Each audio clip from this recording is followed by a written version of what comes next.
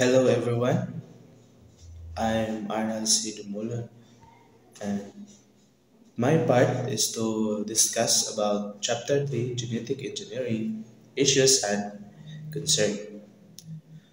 So, genetic engineering is a controversial issue because it possesses ethical concerns. Critics have branded GMO. So, by the way, the meaning of GMO is genetically modified organisms. So a product as Frankenfood based on Mary Shelley's Frankenstein, a story about the scientist Victor Frankenstein, who created a monster that turned against his own creator. This brand of criticism warns of the possible negative side effect of GMOs. So the following are common issues and concern on GMOs related to health and environment. So the first one is possible effects on non-target organisms, such as beneficial insects, mammals, wildlife, and endangered or threatened species in the environment. So, in this case, pwede maapektuhan ang mga nilalang na hindi naman dapat tamaan ng GMOs. Tulad lamang ng mga bubuyog, mga hayop at mga hayop na nasa panganib ng maubos. Halimbawa na lamang kung ang isang halaman ay may kimikal na pumapatay sa peste.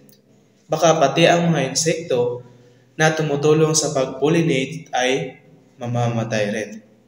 So, the second one is possible gene flow to or crossing with other varieties including indigenous crops and with wild relatives.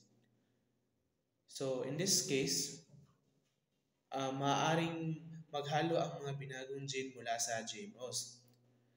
GMO scraps sa mga lokal na pananim o sa mga ligaw na halaman sa paligid. So kapag nangyari ito, maaaring mawala ang orihinal na katangian ng mga native o indigenous na pananim. So the third one is possible formation of resistant insects, pests, and microorganisms. So in this case naman, no, dahil sa patuloy na pagkakalantad sa GMO na may panlaban sa peste, ay maaaring matutong makaligtas ang mga peste o mikrobyo. So kapag nangyari ito, magiging mas mahirap silang kontrolin at baka kailangan pang gumamit ng mas matapang na kimikal. And the fourth one is possible persistence of toxins in the environment. So in this case naman, ang mga lason o chemical na nilalaman ng GMO plants para pumatay ng peste ay maaaring manatili sa lupa o sa tubig sa matagal na panahon. Maaari ito makaapekto sa kalikasan at sa ibang hayop o halaman sa paligid. And the last one is possible formation of human disease such as allergy and cancer. So, mayroon ding takot na baka may koneksyon ang ilang GMO sa pagde-develop ng cancer kahit hindi pa ito lubusan na napapatunayan. So now let's proceed to the GMO risk. Scientists who are critical GMOs are questioning the health and environmental risks that GMO pose. Studies have shown that consuming and producing GMOs can result in the formation of new and or more virulent stares of infections agents. So, this prevalence of toxins in the soil, killing of non-target organisms, and other unpredictable and unknown long-term effects are concerned of GMO ethics. The following are some examples of missteps concerning GMOs. So the first one is BT toxins and monarch butterflies. Laboratory experiments suggest that death may occur among monarch butterfly larvae that ingest BT corn pollen on host plants. So ang BT corn ay genetically modified para gumawa ng sariling panlaban sa peste. Pero kahit ang mga inosenteng insekto, gaya lamang ng paru-paro ay maaari ding madamay.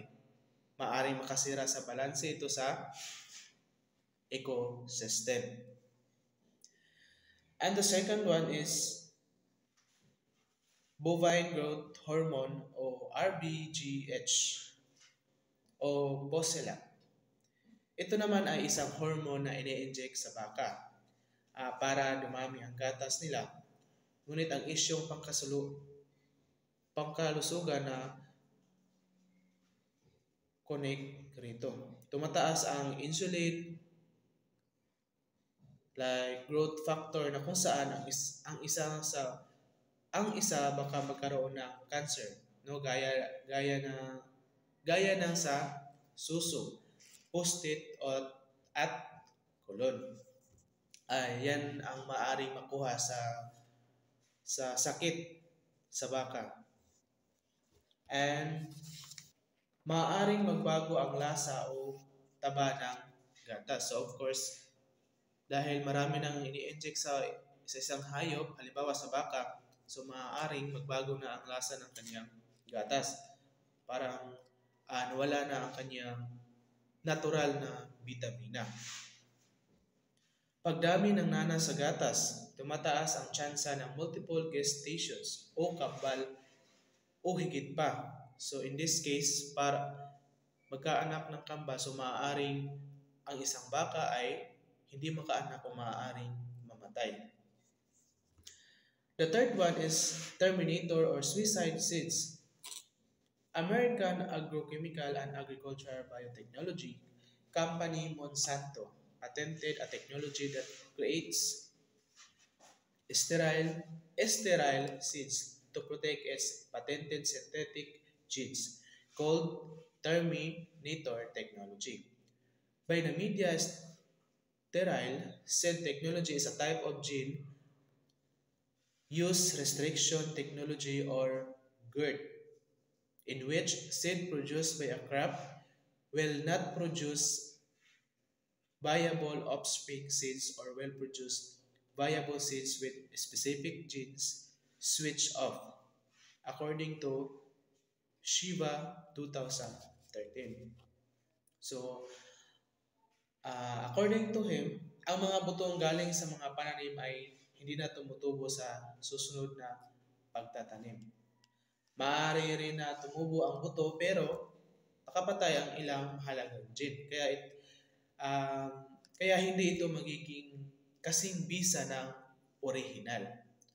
Ano ang epekto nito sa magsasaka? Of course, malaking impact ito sa magsasaka. Unang-una dahil hindi na pwedeng gamitin ang mga buto mula sa ani ng nakaraang season. Napipilitang bumili ang mga magsasaka ng bagong buto kada taon. Nagdudulot ito ng dagdag gasto sa magsasaka. Of course, the patent issue. So the issue of authorization is also present, particularly regarding who is authorized to use modified or altered genes. For example, the BT toxin gene is protected by the patent of the agrochemical company named Monsanto. Ano ang ibig sabihin nito? Kapag ang BT corn na may patented gene ay nahalo o nakontamina sa mga lokal na tanim ng mais. So, pwedeng kasuhan ni Monsanto ang mga lokal na magsasaka kahit hindi nila ito sinasadya. So, ang dahilan, ano kaya ang dahilan? So, dahil ginagamit daw ng mga magsasaka ang gene na pagmamayari ng Monsanto nang walang pahintulot. So now, let's proceed to the ethical issue. Many critics claim that the technology of genetic engineering pests against religious beliefs because its essence revolves around the idea of playing God. As GMOs directly modify the natural functions and processes of organisms. So, parang pinakailaman ang likas na disenyo ng Diyos. Kaya tinatawag itong playing God. So, parang ginagampanan ng tao ang papel ng Diyos na nilikha niya o parang iniba ng tao ang nilikha ng Diyos. Kaya ito tinatawag na playing God. So now let's proceed. The BT Talong case in the Philippines. So one notable controversy concerning genetically engineered crops in the case of BT Talong testing in the Philippines. So in 2015, the Supreme Court of the Philippines ordered the banning of the field testing of it in talong, as well as the application for field testing contain use, propagation and importation of GMO. So bakit ito pinagbabawal? So dahil tumugon ang Korte Suprema sa panawagan ng ilang environmental groups na humihiling na aksyon laban sa mga hinhalaang panganib sa kalusugan at kalikasan na dulot ng paggamit ng BT talong. Of course, kung tayo ay gagamit ng BT talong, so maaaring mapektuhan ang kalikasan. Magdudulot ito ng panganib sa kalikasan. That's all my part. Thank you very much.